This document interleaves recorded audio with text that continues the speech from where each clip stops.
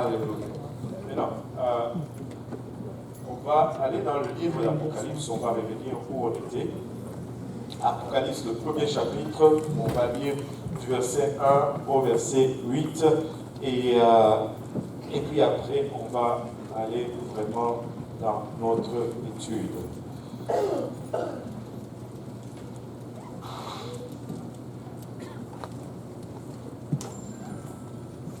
Alléluia. Apocalypse, c'est facile à trouver dans le fond de votre Bible, tout dernier chapitre. Apocalypse 1 dit ceci: révélation de Jésus-Christ que Dieu lui a donné pour montrer à ses serviteurs les choses qui doivent arriver bientôt, qu'il a fait connaître par l'envoi de son ange à son serviteur Jean, et qu'elle a attesté la parole de Dieu et les témoignages de Jésus-Christ, tout ce qu'il a vu. Heureux celui qui lit et ceux qui entendent les paroles de la prophétie et qui gardent les choses qui y sont écrites, car le temps est proche.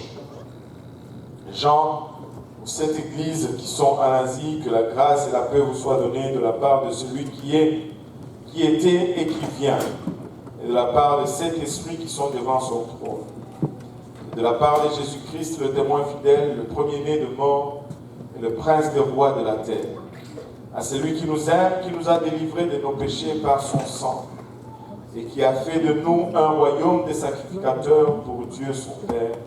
À lui soit la gloire et la puissance au siècle des siècles. Amen. Voici, il vient avec les nuées, et tout œil le verra, même ceux qui l'ont percé. Toutes les tribus de la terre se lamenteront à cause de lui. Oui, amen. Je suis l'alpha et l'oméga, dit le Seigneur Dieu. Celui qui est, qui était et qui vient, le Tout-Puissant. Alléluia. Prions tous ensemble, Seigneur. Nous te remercions encore une fois pour ton amour, ta bonté, pour ta fidélité, Seigneur.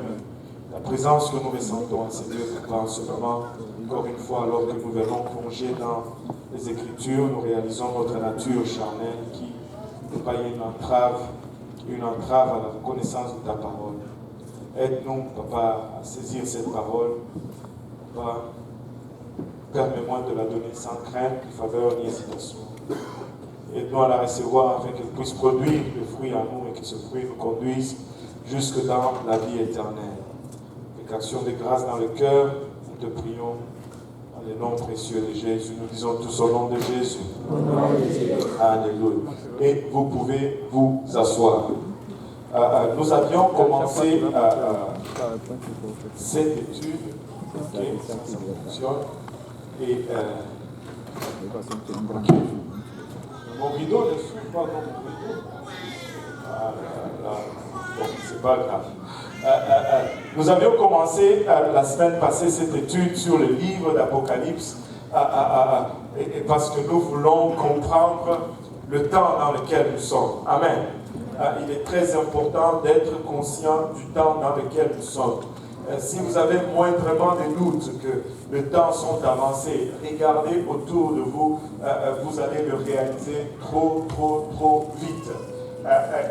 Hier, j'ai regardé aux nouvelles et des choses étranges arrivent. Quelque part au Thaïlande, un ours est tombé d'un hélicoptère et il est mort.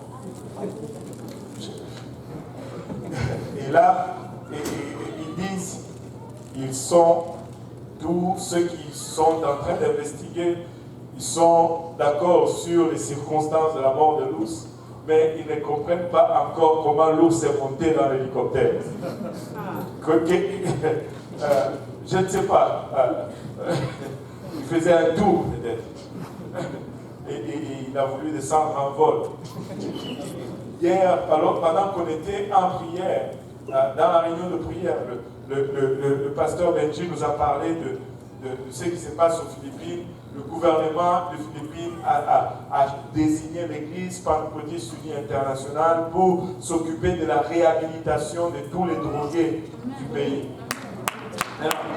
C'est extraordinaire. Et on s'en réjouit. Mais si on considère le président des Philippines, je ne sais pas s'il y a quelqu'un qui connaît le président des Philippines, enfin, Duterte, mais c'est un fou. Il prend les drogués, il monte avec un hélicoptère, et c'est pas l'ours là, lui c'est lui, non. Tu dis, tu as vendu de la drogue, oui, il te pousse de l'hélicoptère, tu tombes, tu meurs.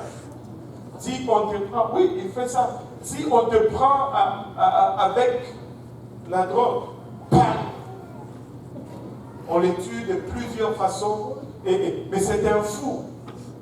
Mais comment ce maniaque sollicite l'Église pentecôtiste unie internationale pour réhabiliter et les drogués et la police? Parce que et la police, elle est aussi...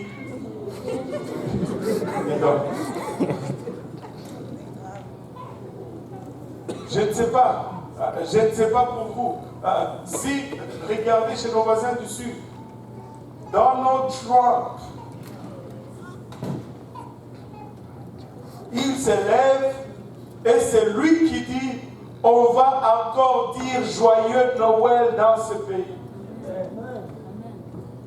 Donald Trump. Si vous ne croyez pas que c'est la fin, vous devez vous réveiller. Vous devez vous réveiller. Les choses ne sont plus normales comme elles étaient une fois.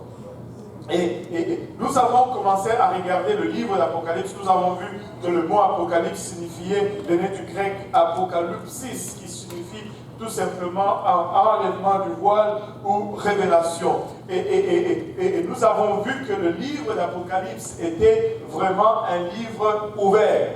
Si nous voulons comprendre le temps de la fin, nous devons regarder à deux écrivains dans la parole de Dieu. Le premier écrivain, c'est Daniel, dans l'Ancien Testament. Daniel nous parle exclusivement de la fin des temps et nous allons regarder le rêve du roi Nabuchodonosor et la révélation que Daniel a eue au sujet du temps. Et ça va nous servir vraiment de guide et de chronologie pour comprendre ce qui arrive vers la fin du temps. Mais Daniel, dans le livre de Daniel, chapitre 12, verset 4, nous dit, toi Daniel, tiens secret ces paroles et scelle le livre jusqu'au temps de la fin. Plusieurs alors le diront et la connaissance augmentera. Et quand tu lis le livre de Daniel et tu lis le livre d'Apocalypse, le livre d'Apocalypse c'est presque un repeat, c'est juste une réécriture avec d'autres termes de ce que Daniel nous a annoncé. Mais à l'époque où ça a été donné à Daniel, Dieu lui dit, scelle le livre jusqu'au temps de la fin. Et c'est pourquoi, pour longtemps, les gens lisaient ces choses. Ils ne comprenaient pas, au fait, ce que voulait signifier tout ce symbolisme et tout ce que Daniel avait annoncé dans son livre. Mais quand Jean est finalement amené sur l'île de Patmos, c'est que le Seigneur le fait voyager dans le temps. Et il amène au jour de son avènement. Et le Seigneur lui donne les livres d'Apocalypse. Et Jean nous écrit dans Apocalypse 22, verset 10, et il me dit, ne scelle point les paroles de la prophétie de ces livres, car le temps est proche. Ne scelle point. À Daniel, il a été dit scelle. Mais à Jean, on dit ne scelle point. Ce qui veut dire que nous pouvons maintenant comprendre. Amen. Nous pouvons maintenant comprendre. Maintenant, la partie que nous avons lue, et ça ce sont des choses qui nous confondent souvent, dans le premier verset, quand il dit les choses qui doivent arriver bientôt, et qu'on regarde, Jean a écrit depuis 2000 ans, et on a l'impression que le bientôt a perdu son sens. Le bientôt ici, du grec, ce n'est pas bientôt tôt, c'est plutôt le bientôt de soudainement, c'est-à-dire quand ces choses vont commencer à arriver, ces choses vont se précipiter à une vitesse vertigineuse. Regardez, si vous lisez tous les Apocalypse entre le chapitre 4 et le chapitre 19 à peu près, si je m'abuse, c'est 7 ans seulement. Et toutes ces calamités, toutes ces atrocités arrivent dans une période de 7 ans. Et si nous étudions encore de plus près, nous allons voir que même dans cette période de 7 ans, on dirait que les 3 premières années et demie du début sont un temps de paix, mais les 3 années et demie de la fin deviennent maintenant où sont concentrées toutes ces atrocités et toutes ces calamités. Ces choses arrivent très vite quand elles commencent à prendre place. Dès que la cloche sonne, on dirait que c'est une course à la fin et les choses se précipitent de façon vertigineuse. Maintenant, il a fait connaître, il a signifié, nous avons regardé ce verset, enfin, je dois avancer un peu, je ne sais pas si vous arrivez à lire, et qu'il a fait connaître, le mot fait connaître ici, quand on le regarde dans d'autres versions, il nous dit, il a fait signifier, il a utilisé le symbolisme pour annoncer ou dire ce que l'avenir réservé à l'humanité. Il y a 3 raisons que nous avons soulignées le dimanche passé pour l'utilisation du symbolisme. Le premier, c'est que le symbolisme, on utilise les bêtes féroces, les eaux, on ne cite pas les choses pour ce qu'ils sont. On utilise un langage codé. Et le symbolisme, la première raison, c'est que c'était un code spirituel pour protéger les chrétiens du 1er siècle. Parce qu'on va le voir quand on va avancer, ils étaient sous la domination romaine. Et ils sont en train de dire littéralement que Rome va tomber.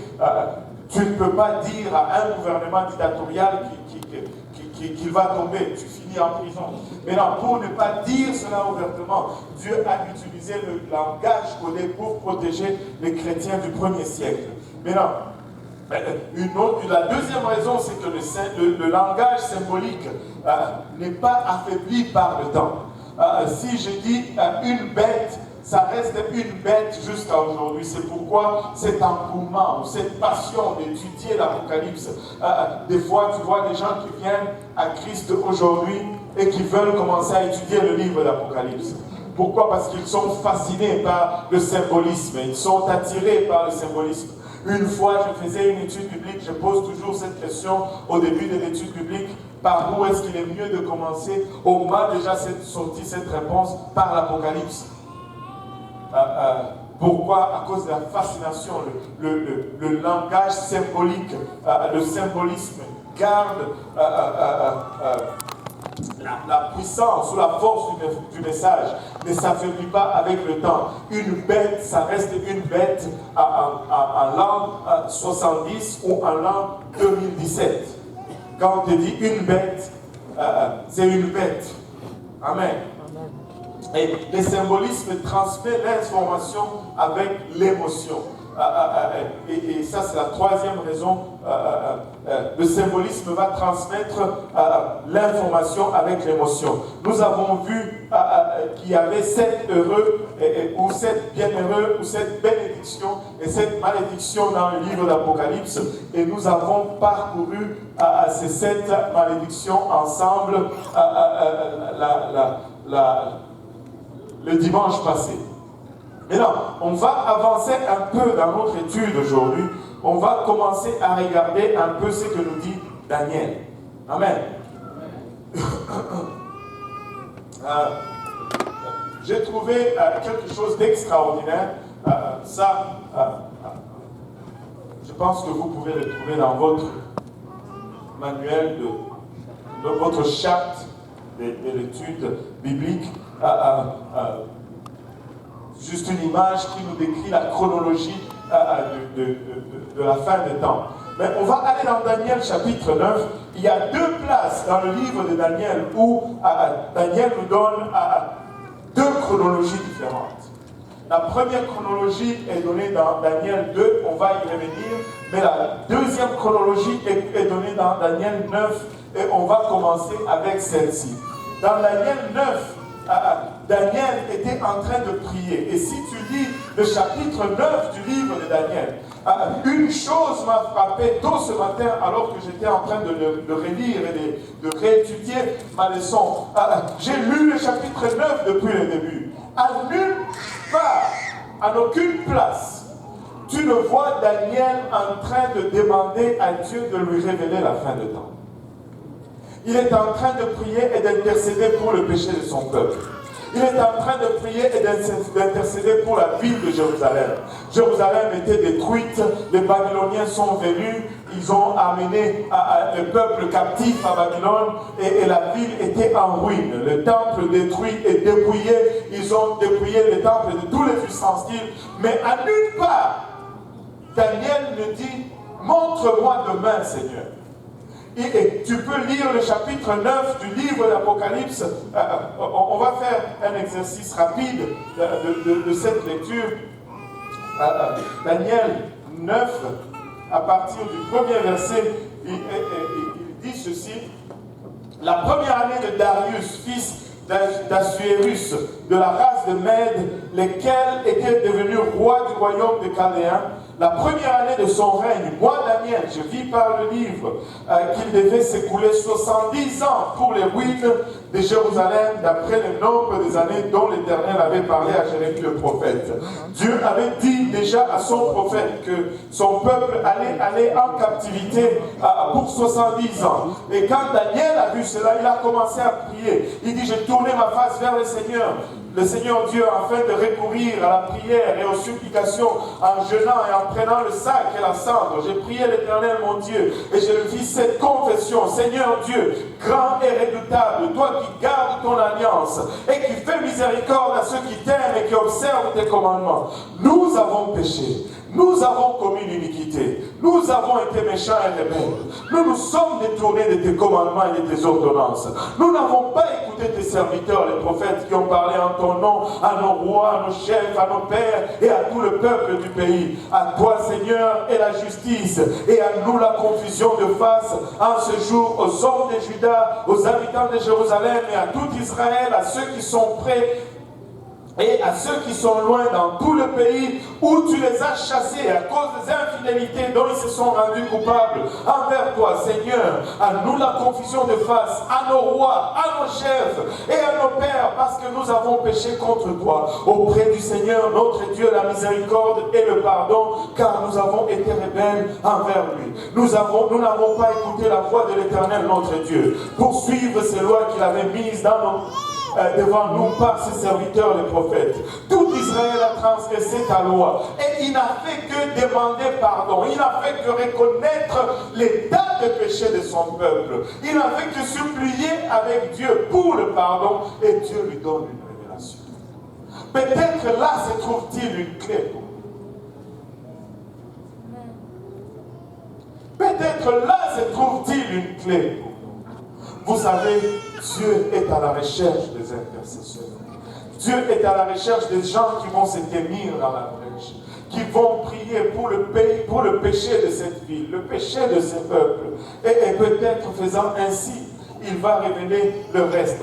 Mais je vous épargne cet discours, ces longues prières, mais il parlait encore, regardez au verset 20, il dit, je parlais encore, je priais, je confessais mon péché, le péché de mon peuple d'Israël, et je présentais mes supplications à l'Éternel, mon Dieu, en faveur de la sainte montagne de mon Dieu. Je parlais encore dans ma prière, quand l'homme Gabriel que j'avais vu précédemment dans une vision s'approcha de moi d'un vol rapide au moment de l'offrande du soir. Il ne faisait qu'intercéder, pasteur Serge. Il n'a jamais demandé que Dieu lui montre l'avenir. Il n'a jamais, ce n'est monté nulle part dans sa prière. Mais le but de sa prière, c'était son peuple. Le but de sa prière, c'était les âmes perdues. Si nous changeons notre façon de prier, si nous nous attardons plus aux âmes qui doivent être sauvées, si nous sommes plus de compassion, je pense que Dieu va nous donner tout ce que nous recherchons par-dessus. Maintenant, au verset 24, on va le lire tant qu'on y est. Verset 22, il m'instruisit et s'entretint avec moi, il me dit, Daniel, je suis venu maintenant pour ouvrir ton intelligence. Lorsque tu as commencé à prier, la parole est sortie et je viens pour te l'annoncer, car tu es un bien-aimé, sois attentif à la parole et comprends la vision. Et là, si on peut revenir au slide, il lui dit, il y a 70 semaines, 70 semaines ont été fixées sur ton peuple et sur ta ville sainte. 70 semaines ont été fixées sur ton peuple. Le peuple de Daniel, c'était le peuple juif. Amen. Amen. Et la ville sainte de Daniel, c'était la ville de Jérusalem. Et les 70 semaines se rapportent aux Juifs et à la ville de Jérusalem. Amen. Amen. Ça, c'est la première clé pour comprendre la fin du temps. Et les 70 semaines, ce n'est pas une semaine, 2 semaines. Une semaine, c'est une période de 7 ans. Oh, j'ai avancé sans le vouloir. Je dois reculer. Une semaine, c'est une période de 7 ans. Et il dit 70 périodes de 7 ans sont déjà décidées sur ton peuple et sur ta ville sainte, et pour faire cesser les transgressions et mettre fin au péché, pour expier l'iniquité et amener la justice éternelle, pour sceller la vision et les prophètes, et pour oindre le saint des saints. Sache-le donc, et il commence maintenant à donner les détails de comment les 70 semaines vont se dérouler. Il dit, sache-le donc et comprends. Depuis le moment où la parole a annoncé que Jérusalem sera rebâtie jusqu'à loin, au conducteur, il y a 7 semaines et 62 semaines. Les places et les fossés seront rétablis, mais en des temps fâcheux, après les 62 semaines, un oin sera retranché et il n'aura pas de successeur. Qu'est-ce qu'il est en train de dire? Il est en train de dire, depuis que je t'annonce cette parole à la reconstruction, il y a 7 semaines, c'est-à-dire 49 ans. Et ce sont les 7 premières semaines qu'on voit ici. Depuis le moment où Daniel reçoit l'annonce ou la réponse à sa prière que Jérusalem va être rebâtie jusqu'à la reconstruction actuelle de la ville de Jérusalem, Gabriel lui dit qu'il y a 7 semaines. Et 7 semaines fois 7 ans, c'est 49 ans. Donc Daniel, quand on lui annonce, il a la nouvelle qu'il y a encore 49 ans à la captivité. 49 ans à la captivité. Et il lui dit, et après les 7 semaines, il y aura 62 semaines. Et les 62 semaines, c'est depuis la reconstruction jusqu'à l'enlèvement du oin. Quand il parle de l'enlèvement du oin, il est en train de parler tout simplement de la mort du Seigneur Jésus-Christ. Il dit de maintenant jusqu'à la reconstruction, 7 semaines. Et de la reconstruction jusqu'à l'enlèvement du oin ou à la mort de Jésus-Christ, 62 semaines. Et 7 plus 62, ça fait 69 semaines. Et il dit après, le oin sera enlevé. Il dit depuis le moment où la parole a été annoncée que Jérusalem sera rebâtie jusqu'au oin, au conducteur, il y a 7 semaines et 62 semaines. Les places et les fossés seront rétablis, mais en des temps fâcheux, après les 62 semaines, un oin sera retranché et il n'aura pas de successeur. Vous savez, il n'y a pas de remplaçant de Jésus-Christ. Personne ne peut porter les souliers de Jésus-Christ. Il est le grand berger, nous sommes les petits bergers. Il est unique à son genre, il est unique en sa nature, il est irremplaçable, il ne peut pas être remplacé, il ne peut pas être succédé, il n'aura pas de successeur, il est le seul à être trouvé digne à s'asseoir sur le trône. Parce que lui seul est Dieu. Amen. Parce que lui seul est Dieu. Et là, si on le regarde comme ça, on va se perdre dans l'interprétation du livre de Daniel. Parce qu'à l'enlèvement du oin, à la mort de Jésus, il y a un intervalle qui s'ouvre.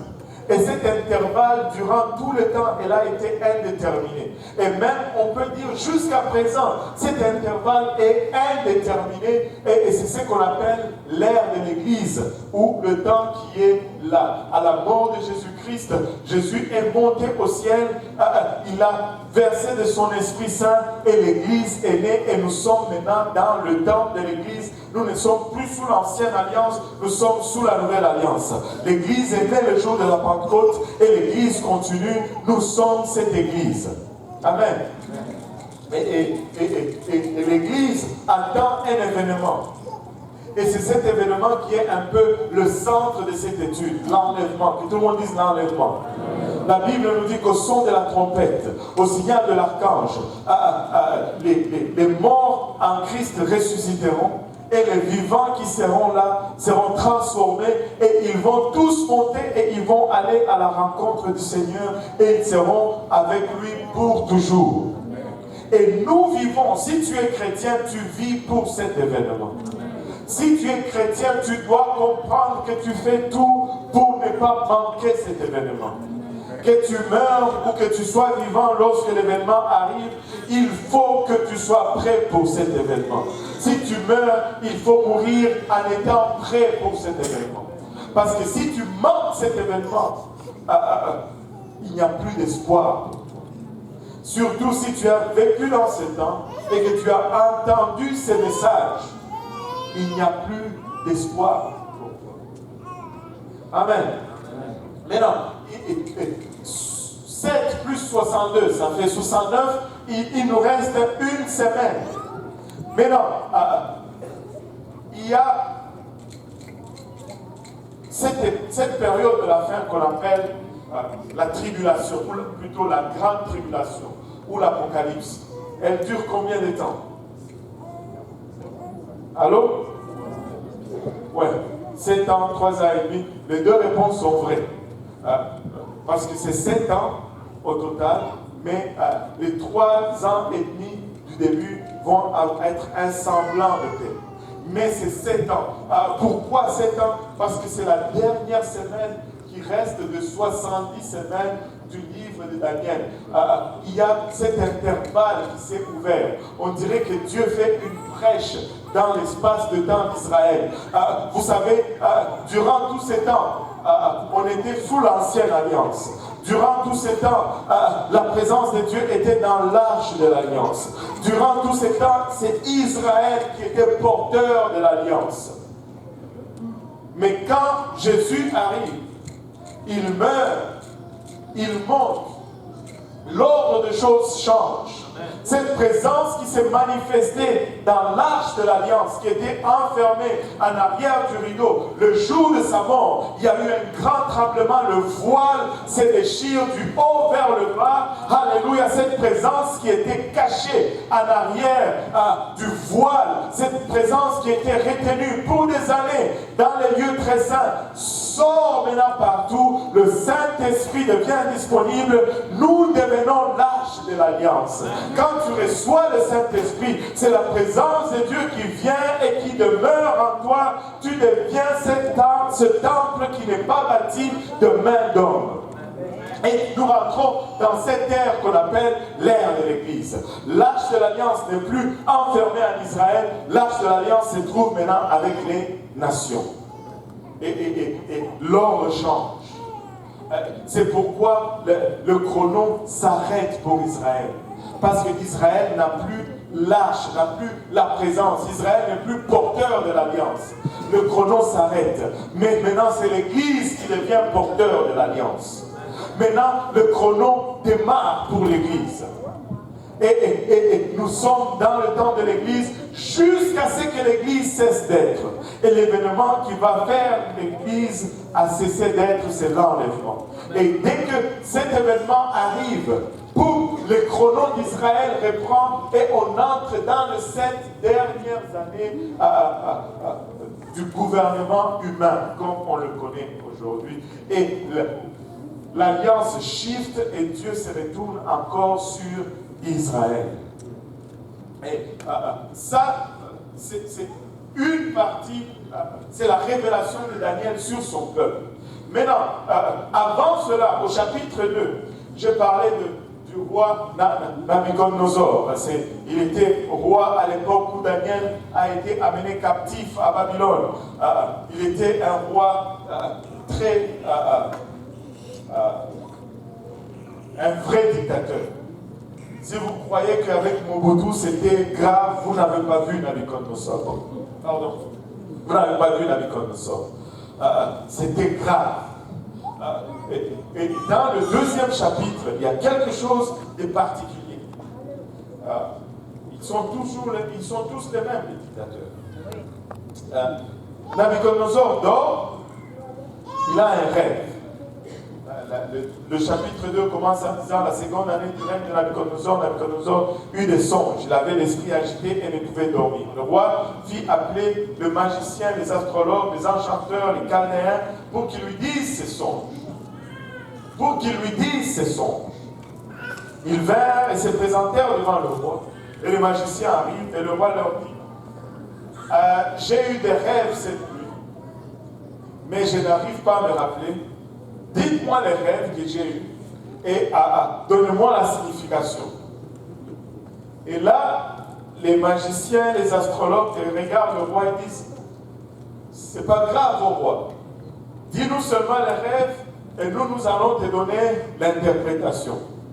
Et le roi dit si vous êtes des magiciens, si vous êtes des astrologues, aujourd'hui on va savoir. Vous allez me dire les rêves. Et si vous me dites les rêves, là, je vais savoir si vous avez vraiment l'interprétation. Waouh! Et là, les astrologues disent, mais il y a quelque chose de très, très... Vous savez, même le diable sait qui est le vrai et le véritable. Et regardez ce que les astrologues disent. Ils répondirent une seconde fois au verset 7, que le roi dise le songe à ses serviteurs, et nous en donnerons l'explication. Le roi reprit la parole et dit, je m'aperçois en vérité que vous voulez gagner du temps, parce que vous voyez que la chose m'a échappé. Si donc vous ne me faites pas connaître le songe, la même sentence vous enverra tous. Vous voulez vous préparer à me dire des mensonges et des faussetés, en attendant que le temps soit changé. Non, je ne change pas mon idée. C'est pourquoi dites-moi les songes et je saurai si vous êtes capable de m'en donner l'explication. Les Chaldéens répondirent au roi, il n'est personne sur la terre qui puisse dire ce que demande le roi. Aussi jamais roi, quelque grand et puissant qu'il a été, n'a exigé une pareille chose d'aucun magicien, astrologue ou chaldéen. Ce que le roi demande est difficile. Il n'y a personne qui puisse le dire au roi, excepté les dieux dont la demeure n'est pas parmi les hommes. Donc, ils réalisent que leur puissance, leur pouvoir est limité. Ils ont dit excepté les dieux, mais ils ont ignoré qu'il n'y en avait qu'un seul. Un seul peut faire une telle chose. Et un seul avait son serviteur parmi ces gens. Vous savez, le roi a mis ses magiciens à mort parce qu'ils n'ont pas pu lui dire son rêve. Mais lorsque la nouvelle est arrivée à Daniel, Daniel a dit, on va prier. Et Dieu va nous dire. Ils sont allés en prière et Dieu leur a révélé le rêve du roi. Et il leur a dit, et Daniel s'est présenté devant le roi. On va regarder le verset 31-32. Il dit, ô roi, tu regardais et tu voyais une grande statue. Cette statue était immense et d'une splendeur extraordinaire. Elle était debout devant toi et son aspect était terrible. La tête de cette statue était d'or pur, sa poitrine et ses bras étaient d'argent, son ventre et ses cuisses étaient d'airain. Et Daniel a commencé à donner l'interprétation. Il a dit, la tête d'or, c'est toi, ô roi Nabucodonosor. Il n'y a pas eu de roi comme toi. Tu as un pouvoir absolu. Aucun autre roi ne va régner comme toi. Et la il le flatte un peu et le roi est content. Et vous savez, pour longtemps, je me suis dit, Seigneur, mais c'est quoi le signe que vraiment Nabucodonosor avait un pouvoir absolu qui dépasse tous les autres pouvoirs? Et je pense qu'il y a une petite indication quand tu lis l'histoire de Nabucodonosor. À un moment, il s'est moqué de Dieu et il est devenu fou. Il est devenu fou, mais une folie étrange. Il se prenait pour une chèvre ou pour un animal à quatre pattes qui broute. Il marchait à quatre pattes et il mangeait de l'herbe. Et il ne mangeait pas de l'herbe comme avec ses mains. Il allait brouter avec sa bouche comme un animal. Mais même durant ces temps, même dans une telle folie, personne n'a osé prendre son trône. Parce qu'après, quand il a honoré Dieu, la raison lui est revenue, il est redevenu roi. Écoutez, chez nous au pays, le président n'ose même pas voyager à l'extérieur du pays. De peur que s'ils ne rentrent, ils ne sont plus présidents. Oh, Nabucodonosor avait un pouvoir absolu. Et si tu regardes Babylone, Babylone est écrit dans l'histoire comme vraiment une beauté extraordinaire. On cite même Babylone parmi les œuvres de Babylone. Une de ces merveilles de la terre, les jardins suspendus de Babylone. Je ne sais pas comment ces jardins étaient, je ne sais pas comment on fait des jardins suspendus, mais est-il que Babylone était une ville extraordinaire. On dit que c'était un carré parfait avec la rivière en diagonale. Et tout était d'une splendeur et d'une beauté. Et le roi était glorieux et puissant. Et il était le roi absolu. Et il est représenté par la tête d'or. Après lui, les Mèdes et les Perses l'ont vaincu. Apparemment, ils sont entrés, ils ont pris la ville en entrant par le lit de la rivière et ils ont pris Babylone. Ils ont régné à leur tour de 539 à 331. Remarquez que les années baissent parce que c'est avant Jésus-Christ et l'empire Mède et Perse est représenté par la poitrine d'argent. Vous voyez la qualité du métal diminue et c'est indicatif de la diminution du pouvoir détenu par le roi. Et quand on arrive au Rhin, c'est l'empire grec qui a succédé sur la carte mondiale, qui a succédé aux Mèdes et aux Perses avec Alexandre le Grand. 331 à 168 avant Jésus-Christ, il est représenté par les reins et qui est un mélange de cuivre et de cuivre et de quelque chose. Et après cela, les pieds de fer qui représentent l'Empire romain, qui est allé de 168 avant Jésus-Christ jusqu'à 476 après Jésus-Christ, qui est représenté par les jambes de fer. Et vous pouvez voir, non seulement il y a diminution dans l'unité, plutôt dans la qualité du métal, qui représente la diminution dans le contrôle ou l'absolu du pouvoir, jusqu'à ce qu'on arrive aux jambes, où on a littéralement division. Il y a deux jambes. Le pouvoir devient de moins en moins détenu par une personne. Et si tu regardes le système romain, c'est là où on commence à voir les systèmes des chambres, des sénateurs qui se luttent pour le pouvoir avec les Césars et toutes ces choses. Et en fait, après les pieds représentent l'Empire romain restauré ou l'Empire romain renouvelé, mais le pied devient encore plus dilué parce que ça devient le fer et l'argile mélangés. Tu vois la dureté du fer et la fragilité de l'argile et tu vois 10 orteils. La division devient encore plus et l'absolu du pouvoir diminue et ça va, c'est ce genre de pouvoir que nous avons aujourd'hui sur la face de la terre, ou ce qu'on appelle la démocratie. Nous, qui aime la démocratie? La démocratie. Le pouvoir du peuple par le peuple et pour le peuple. Mais on ne détermine pas c'est quel peuple. La clé est cachée en arrière de ce peuple. Quand on dit peuple, vous pensez que c'est nous tous. Non. C'est juste le petit groupe là. C'est juste le petit groupe. Et la démocratie, ce n'est pas le système de Dieu.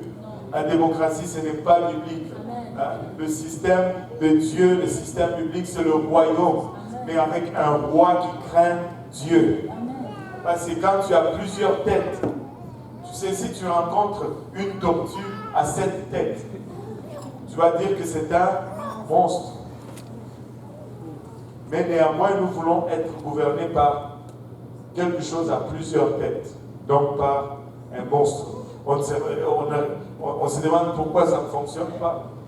Parce que un cerveau dit faisons ça, l'autre cerveau dit faisons ça. Et finalement, vous savez, dès qu'on a mis Dieu dehors, on était mal là. Toutes les autres choses qu'on essaie de faire, ça ne marche pas. Alléluia. Donc nous avons fui la dictature pour venir en démocratie et pour se rendre compte que bon, voilà, ce n'est même pas ça. Il faut juste donner sa vie au Seigneur Jésus. Maintenant, le rêve de Nabucodonosor dit que, et finalement, il y a eu une pierre. Alléluia. Il y a une pierre qui n'a pas été taillée par des mains d'homme, qui a été taillée néanmoins. Elle a roulé, elle est venue, elle a écrasé cette statue, et cette statue a été réduite en poussière fine, et cette poussière s'est éparpillée, et la statue n'était plus, mais cette pierre a commencé à gonfler. Gonfler, jusqu'à ce qu'elle a rempli toute la terre. Et cette pierre, c'est le rocher de Zage. Cette pierre, c'est de cette pierre que Israël a bu de l'eau dans le désert alors qu'il marchait, la pierre les suivait. C'est cette pierre sur laquelle il met, alléluia, nos pieds. C'est cette pierre sur laquelle il a bâti son église. Alléluia. Le rocher de Zage, Christ lui-même. Amen. Alléluia. Maintenant, si nous voulons comprendre cela, regardons ceci. J'ai trouvé bon d'inclure ceci parce que Daniel ne manque pas de rendre hommage à Dieu. Il dit, le roi adressa la parole à Daniel et dit, en vérité, votre Dieu est le Dieu des dieux. On lui avait dit que seuls les dieux qui habitent une demeure qui n'est pas parmi les hommes va te dire ceci. Mais quand Daniel vient et dit, oh roi, mon Dieu va te révéler ce que tu as rêvé. Et Daniel donne le rêve. Et Nabucodonosor ne pouvait que faire une déclaration unicitaire. Parce qu'il a parlé avec Daniel qui était unicitaire. Le roi de sa parole dit, en vérité, votre Dieu est le Dieu des dieux. Est le Seigneur des rois. Et il révèle les secrets puisque tu as pu découvrir ce secret. Maintenant, regardez ceci. Maintenant, à Nabucodonosor, Dieu donne la chronologie des nations. Mais une chose importante à noter, c'est que tout ceci se rapporte toujours à Israël. Maintenant, les nations, oui, ce sont les nations, mais ça a toujours rapport à Israël. Le premier rêve, chapitre 9, plutôt, le premier message, chapitre 9, la chronologie d'Israël, mais les statuts après Salomon, Israël a cessé d'être le royaume prédominant sur la terre. Du temps de David, Israël était le royaume. Israël était le centre de la terre. Israël était la première puissance mondiale. Mais après cela, Israël n'est plus puissance mondiale. Israël se trouve maintenant sous domination. Et ces nations qui sont listées ici, ce sont les nations qui dominent sur Israël. Et si on continue, je mets ça en parallèle. De 610 à 539, c'est la déportation à Babylone et Israël se trouve sous domination babylonienne. C'est le temps des nations qui domine sur Israël. Et en 539, c'est la domination perse. La reconstruction arrive à 445 et début des 70 semaines dont on a parlé. Ça, c'est Israël, ça, c'est les nations en parallèle, et voici ce qui arrive. J'ai mis juste des codes de couleurs pour déterminer quelle nation qui règne. Regardez, en 3:36, c'est la domination de l'Égypte et de la Grèce.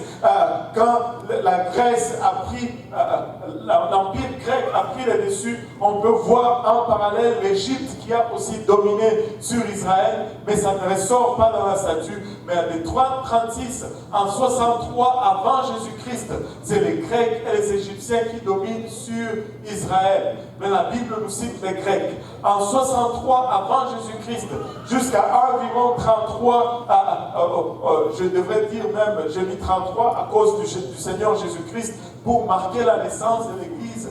Mais au fait, la domination romaine est allée jusque dans les années 100 après Jésus-Christ. Au-delà de 70, de 63, la domination romaine, il y a Pompée qui rentre et qui prend le contrôle de Jérusalem, et maintenant Israël se trouve sous la domination romaine. Le Seigneur naît sous la domination romaine.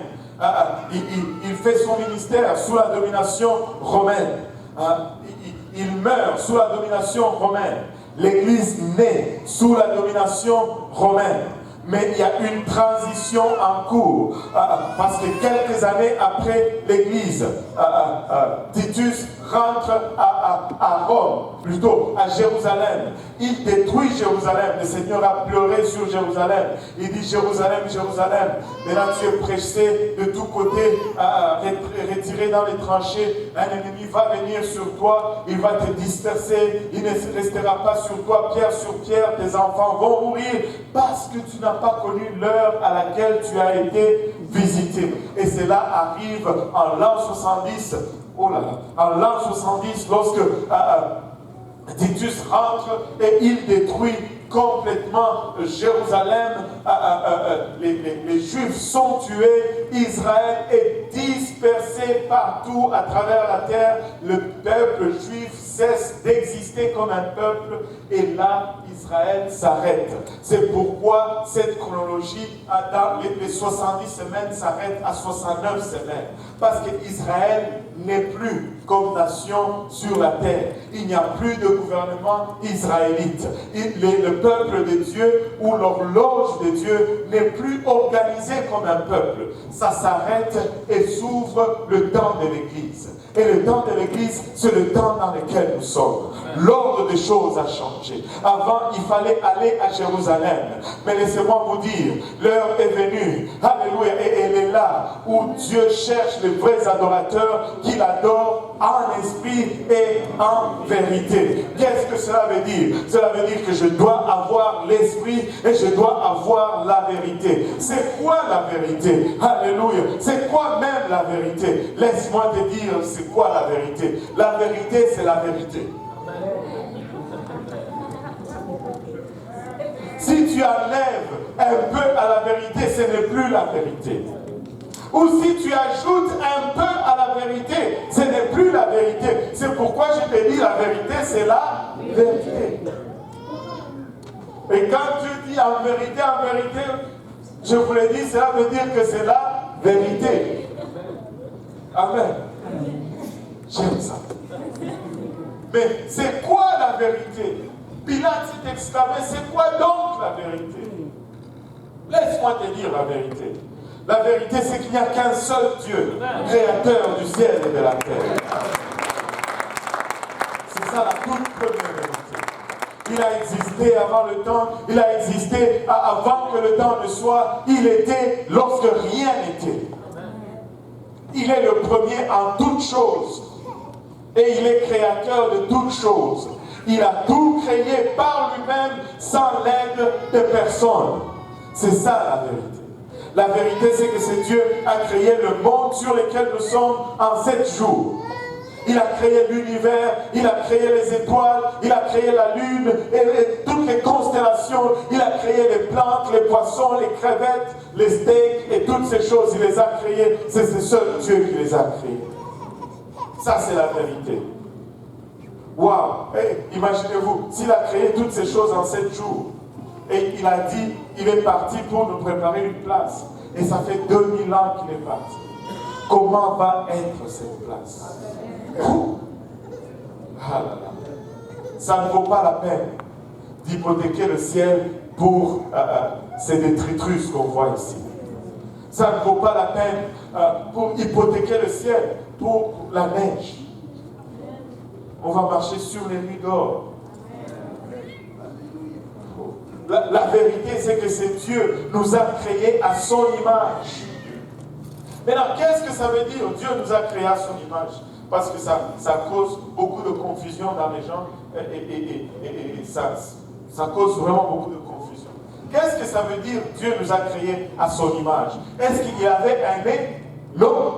Est-ce qu'il y avait une tête? Non. Moi, je perds les cheveux sur la tête. Le frère Serge n'en perd pas. C'est qui est l'image de Dieu? Est-ce que Dieu a une calvitie ou pas? On peut être confondu. Moi, je réclame être l'image de Dieu. Pasteur Serge aussi réclame être l'image de Dieu. Mais c'est quoi l'image de Dieu au final? Laissez-moi vous dire ceci. La première des choses que tu dois faire, c'est d'éliminer le temps. Parce que Dieu n'évolue pas dans l'espace temporel. Quand il dit qu'il va créer l'homme à son image, qu'est-ce qu'il fait? Il n'est pas en train de regarder à qui il est et puis de créer l'homme parce que lui, il est esprit. Dieu est esprit et ceux qui l'adorent, l'adoreront en esprit et en vérité. Mais Dieu est omniscient. Maintenant, attachez vos cerveaux parce que ça va chauffer un peu pour comprendre tout ceci. Dieu regarde dans le temps. Et il dit, je vais créer l'homme. Et quand je vais créer l'homme, l'homme va pécher. Parce qu'il sait que l'homme va pécher, n'est-ce pas? Et quand il va pécher, on va chercher partout sur la terre pour trouver un moyen de le sauver. On ne va pas trouver le moyen de le sauver. Parce que personne ne peut aider l'homme à effacer ses péchés, n'est-ce pas? Il dit, je dois aller moi-même pour le sauver. Maintenant, il dit, là, jusque-là, l'homme n'est pas créé. Amen. Il dit, je dois aller moi-même pour le sauver. Et quand j'irai pour le sauver, à quoi est-ce que je vais ressembler quand je vais marcher sur la terre? Oh, j'aimerais ça avoir 2 jambes. Oh, j'aimerais ça avoir des bras qui vont faire. Savez-vous que jusqu'à présent, ils ont investi des millions et des millions de recherches. Ils ne sont pas capables de faire un robot qui marche comme tu marches. Ça a été fait par Dieu. De toute beauté. Quand vous me regardez marcher, vous prenez cela, c'est de toute beauté. C'est Dieu qui a créé ça.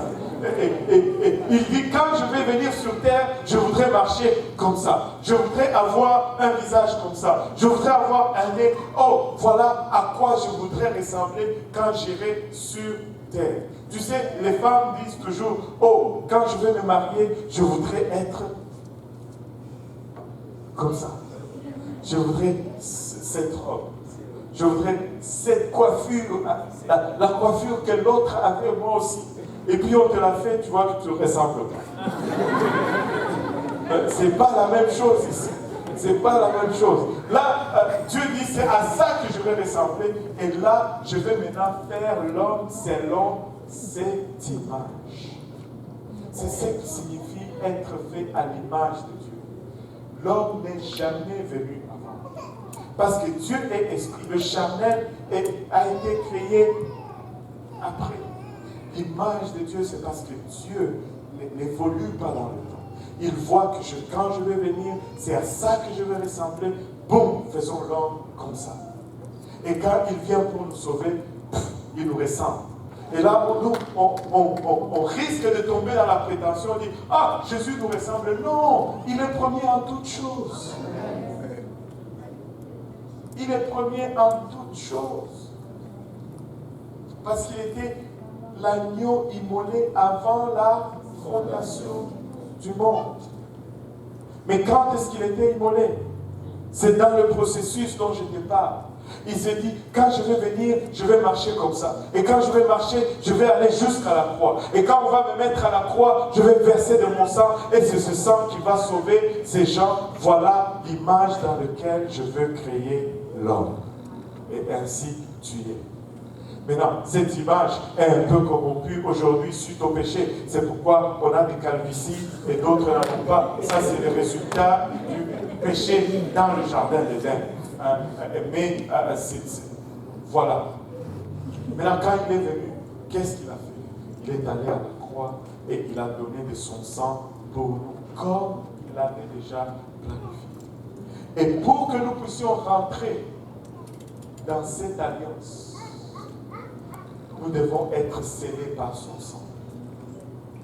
L'alliance qui a évolué tout le long avec Israël était scellée par le sang des boucs, des brebis, des taureaux. Mais nous arrivons en l'an 33, plus ou moins, il donne de son sang. Il dit maintenant, mon alliance va être scellée par mon sang. Maintenant, comment est-ce que je fais pour aller chercher le sang de Jésus-Christ aujourd'hui? Parce que moi, je veux rentrer dans cette alliance. Moi, je veux être couvert par ce sang. Quand tu as tellement faim, tu commences à renvoyer même l'air que tu avales. Maintenant, je veux être scellé par son sang. La seule chose qui t'amène le sang de Jésus-Christ aujourd'hui, c'est son nom. Le diable déteste le sang de Jésus-Christ. C'est pourquoi le diable déteste le nom de Jésus-Christ. Et à la naissance de l'Église, ça n'a même pas pris 2 siècles que le diable a réussi à enlever le nom de Jésus dans l'Église. Et tu peux tout faire aujourd'hui. Du temps que tu ne touches pas au nom de Jésus-Christ, tu es correct. Tu peux prêcher au nom du Père et du Fils et du Saint-Esprit. Tu peux courir toute la terre à 0 persécution. Mais quand tu viens au nom de Jésus-Christ, le diable tresse tous ses griffes pour toi. Vous savez, il y a quelque chose dans ce nom. Il y a quelque chose dans ce nom. Et laissez-moi vous dire, c'est quelque chose, c'est le sang de Jésus-Christ. Sans le sang de Jésus-Christ, tu ne peux pas entrer dans cette alliance. Seul son nom amène son sang. C'est pourquoi, pour entrer dans cette alliance, il faut être enseveli en son nom. Et quand son nom est invoqué sur toi, le sang de Jésus vient sur toi. C'était dans Actes, on va conclure, le temps est parti. On va, j'espérais finir ça aujourd'hui, mais on va entrer encore dans les détails le dimanche prochain, si le temps le permet. Mais dans le livre des Actes, chapitre 5, les apôtres sont sortis. Ils ont commencé à prêcher dans le nom de Jésus-Christ. Ils sont allés là, c'est Jésus. Ils sont allés ici, c'est Jésus. Et si vous lisez tout ce qu'ils ont fait, baptisés au nom de Jésus, baptisés à gauche, au nom de... Pas une seule fois, ils n'ont baptisé autrement. Pas une seule fois. Et quand les Juifs voient cela, ils les prennent, ils les mettent en prison, ils les chicotent et ils les font sortir. Mais à quel nom vous faites ce miracle? On vous a déjà dit que c'est le nom de Jésus. Et là, il dit, bon, on va faire un accord avec vous. Vous pouvez aller. Ça n'a pas commencé aujourd'hui. Ça a commencé dans les années 30. Vous pouvez sortir. Vous pouvez enseigner comme vous voulez. Mais n'enseignez plus en ce nom. Et qu'est-ce qu'ils ont dit? Parce qu'à chaque fois que vous citez ces noms, vous faites venir son sang sur nous. Ne vous avons-nous pas défendu expressément d'enseigner en ce nom-là? Et voici, vous avez rempli Jérusalem de votre enseignement et vous voulez faire retomber sur nous le sang de cet homme. Le nom de Jésus-Christ. Vous avez combattu par tout le monde, mais brisé par ceux qui... Mais c'est le nom qui est brisé par ceux qui cherchent la vie éternelle. Parce que seul en son nom, nous avons la vie éternelle. Tout ce que vous faites, faites-le en son nom. Tout ce que vous faites, faites-le à mon nom. Si vous priez pour les malades, priez dans le nom de Jésus. Si vous chassez les démons, chassez-les dans le nom de Jésus. Si vous voulez, je ne sais pas, la provision, dans le nom de Jésus. L'effacement des péchés, c'est dans le nom de Jésus. Et la réconciliation, c'est dans le nom de Jésus. Même l'enlèvement va être fait dans le nom de Jésus. Et je peux vous le démontrer bibliquement que l'enlèvement va être fait par le nom. Première destruction, déluge. Un groupe de gens entre dans l'arche et ils s'échappent à la destruction. Tous, ils ont le même nom de famille. Ce sont tous des Noé. Deuxième destruction, Sodome et Gomorrhe, le feu. Et regardez le parallèle. Première destruction, l'eau, le baptême d'eau. Deuxième destruction, le feu, le baptême de feu ou le baptême du Saint-Esprit. Rien n'est au hasard dans la Bible. Dieu ne nous donne pas ces choses pour remplir les pages, mais il nous donne des instructions pour que nous puissions marcher dans la pleine vérité. Et deuxième destruction, les seuls qui sortent, étrangement, ils ont encore tous le même nom de famille. Il y a un dicton qui dit parmi nous jamais 203. Vous savez, ceux qui vont sortir de cet enlèvement, ceux qui vont échapper à cette destruction qui attend ce monde, ils vont avoir tous le même nom de famille. Et laissez-moi vous dire, ils ne vont pas être des Toa, ils ne vont pas être des Kaosi, ni des Mutombo, mais ils vont tous être des Jésus parce qu'ils seront revêtus le nom de Jésus-Christ dans les eaux du baptême. Et si vous êtes là, vous n'avez pas encore revêtu ce nom dans les eaux du baptême, vous pouvez revêtir ce nom aujourd'hui dans les eaux du baptême et faire partir de cette grande famille et faire partir de ce grand jour d'enlèvement. Le dimanche prochain, ça ne va sûrement pas être le dimanche prochain, mais l'autre, parce que le dimanche prochain, nous allons avoir un prédicateur visiteur, mais l'autre dimanche, nous allons maintenant voir à quel jour et à quelle heure exactement l'enlèvement va arriver. Amen.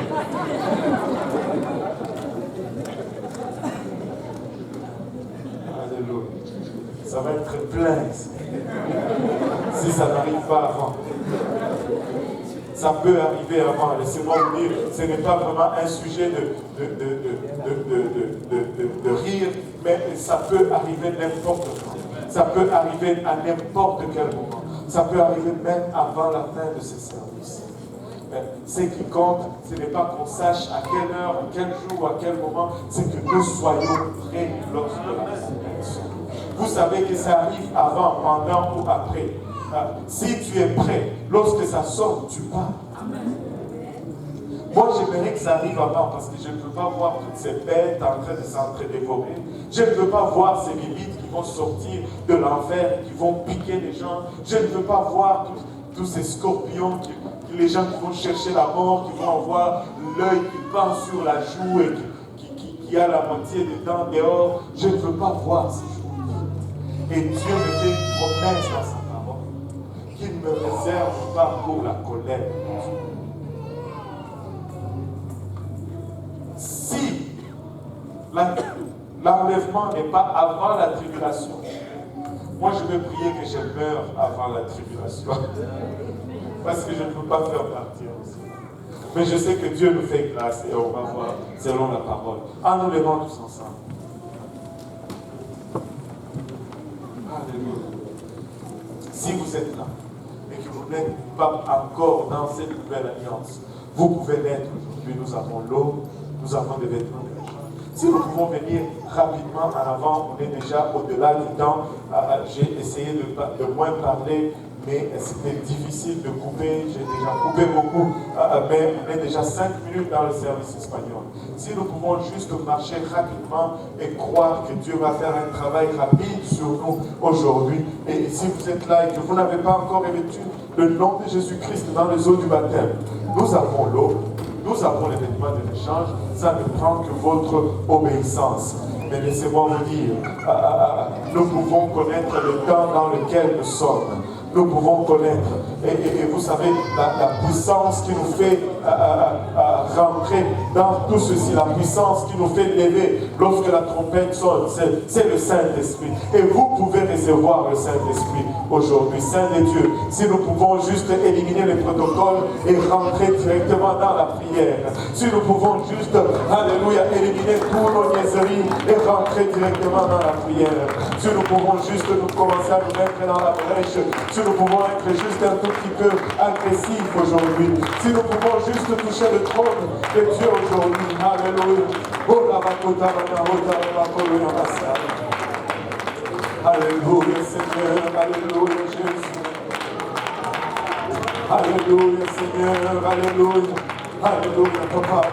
Nous voulons être scellés, Papa, par ton esprit. Nous voulons, Seigneur Jésus-Christ, revêtir de ton nom. Nous voulons faire partir de cette nouvelle alliance, Seigneur. Nous voulons jouir de cet intervalle que tu as expressément créé pour nous, Seigneur. Nous voulons, Papa, revêtir de ton nom, Seigneur Jésus. Oh, la Makota Manayata, impartis en nous, Seigneur, cette puissance de la résurrection. Verse de ton esprit, Seigneur, génère des adorateurs. En Seigneur, ceux qui t'adorent en esprit et en vérité, Papa. Oh, Kolomaya, Rotaraba, Koloya, Mashikaraba, Oloboyosa.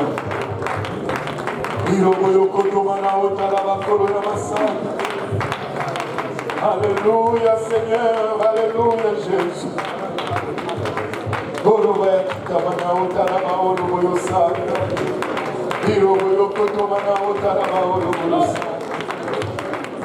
Béni soit le nom de Jésus. Béni soit le nom de Jésus. Accorde-nous ta grâce. Alléluia. Alléluia. Déverse de ton esprit sur nous, Papa. Déverse de ton esprit sur nous, éternel. Alléluia, Seigneur. Alléluia, Jésus.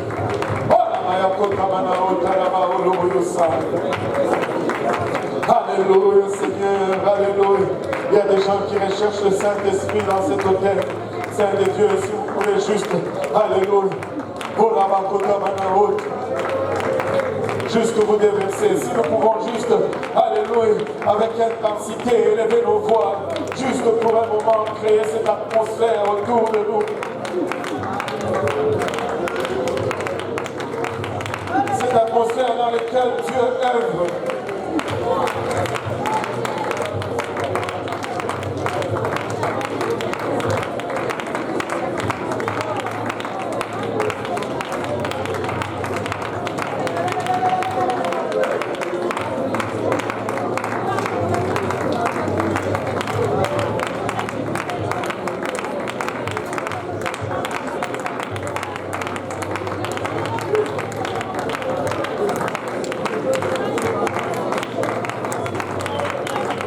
Alléluia, Jésus. Alléluia, Seigneur. Alléluia.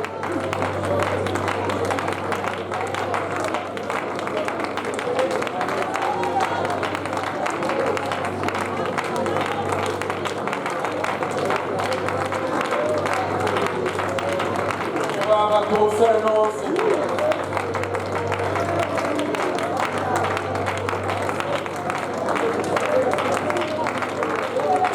Gloire à ton Saint-Nom éternel.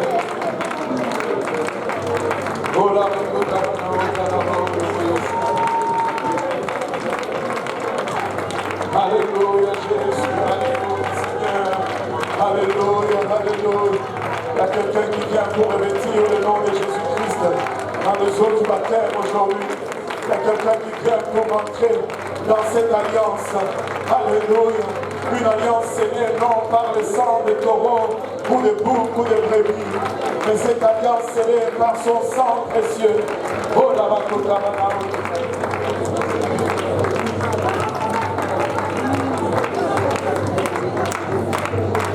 Alléluia, alléluia Seigneur, alléluia. Oh la alléluia.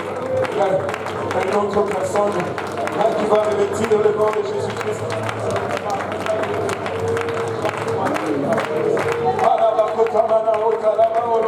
Alléluia. Alléluia Jésus. Alléluia Seigneur. Il y en a déjà deux qui viennent. Alléluia pour être marqués de son nom. Alléluia. Le nom de Jésus. Alléluia Seigneur. Alléluia Jésus. Je veux être scellé par le sang de l'agneau. Je veux marquer. Alléluia. Je veux être marqué par l'empreinte de son nom. Alléluia Seigneur. Alléluia. Il y en a qui recherchent le Saint-Esprit, Saint de Dieu. Si nous pouvons juste pousser, si nous pouvons juste, alléluia, être en travail comme Sion, lorsque Sion travaille, elle enfante les fils. Lorsque Saint-Laurent travaille, elle enfante les fils.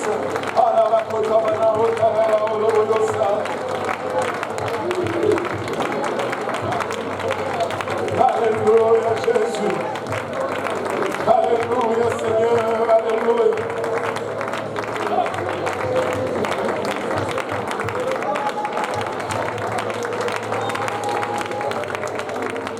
Alléluia.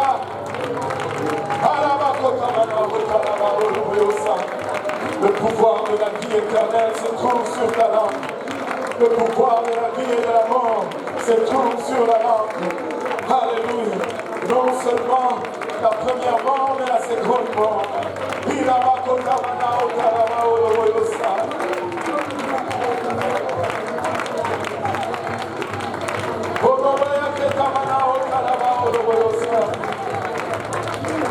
Alléluia Seigneur, alléluia Jésus.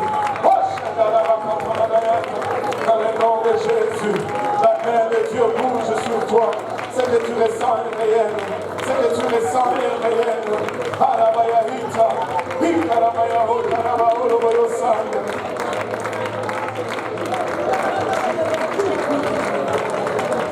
Alléluia.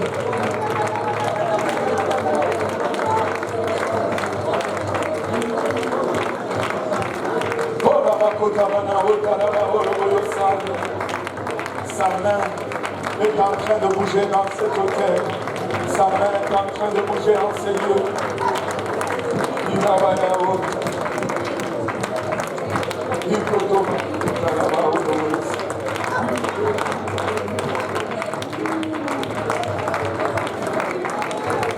Alléluia. Alléluia.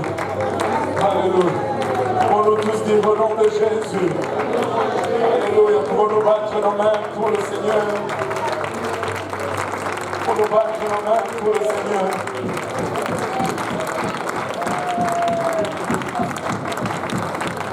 Quelque chose dans le nom de Jésus.